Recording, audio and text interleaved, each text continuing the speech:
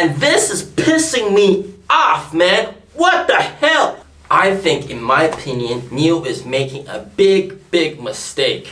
And this is just my opinion. And disclaimer, I do own NIO stock. First, I want to thank all of you guys for your kind support and kind words. Alright, so I just watched Eric's video about NIO house in Norway. If you didn't know Eric with his channel Crossing China, great friend, fellow YouTuber. You should definitely go check out his video as well. Link will be in the description down below. But in that video, where he checked out NIO house in Norway, he also interviewed one of the sales reps, the NIO specialist there. I came to the surprising realization of why NIO Norway hasn't been doing that well. Now, of course, this is just my own opinion. Alright, this is some healthy criticism from my part.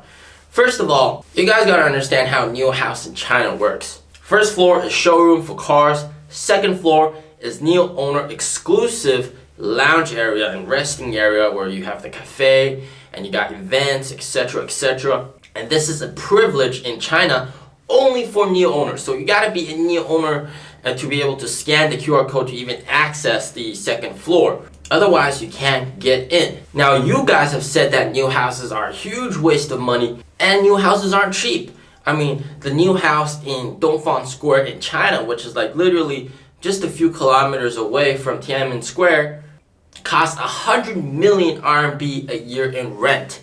But by placing the NIO house there, that really cements themselves as a top luxury brand. And sales reps can proudly say, hey, if you buy a NIO, you got access to this lounge area. And being this close to Tiananmen Square near the center of Beijing, you ain't gonna get this anywhere else. So it's a massive privilege.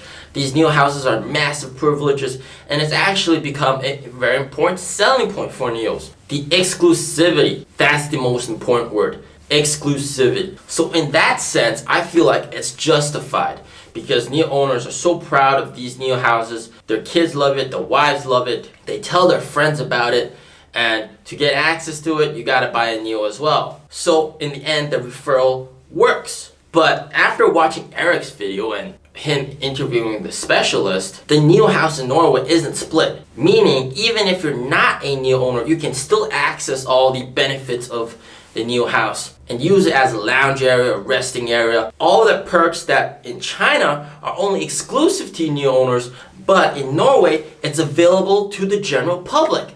And even the specialist said the split is between 70-30. So 70% are just general public people, whilst 30% are NIO owners that actually own a NIO. And this is pissing me off, man. What the hell? I think, in my opinion, this is a very dumb business decision.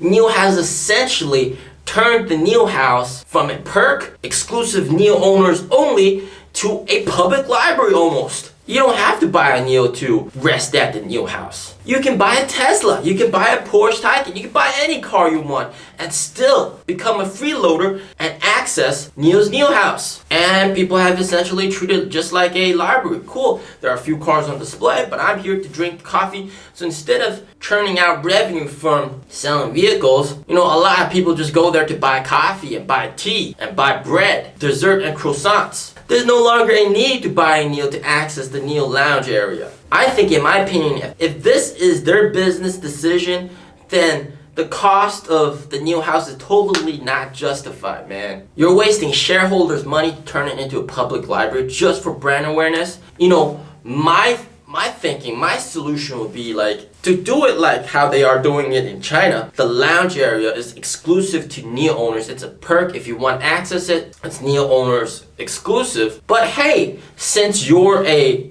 non-NIO owner, how about I take you a tour? I give you a tour of what you're missing out on. It should be like that, so that every time the general public sees what they're missing out on, instead of being able to access everything and thinking, hey, I don't need to buy a NIO. I got this excellent sofa right here. It's so comfortable at the NIO house. I can come here every day, use the free Wi-Fi, drink some free water, maybe buy a coffee.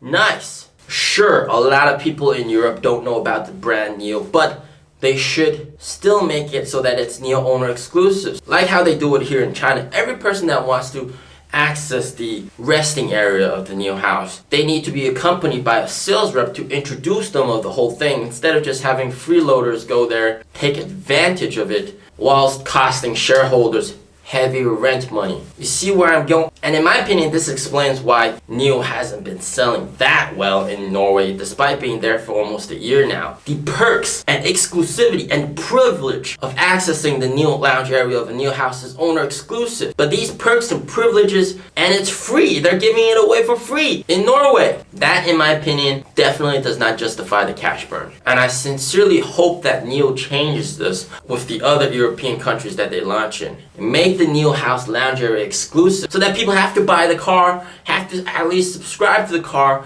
to be able to access it. What is your opinion about NIO letting the general public access NIO houses as if it was a public library? I think it's dumb cash burn that's just unjustifiable. Stay tuned for my next video. Peace out.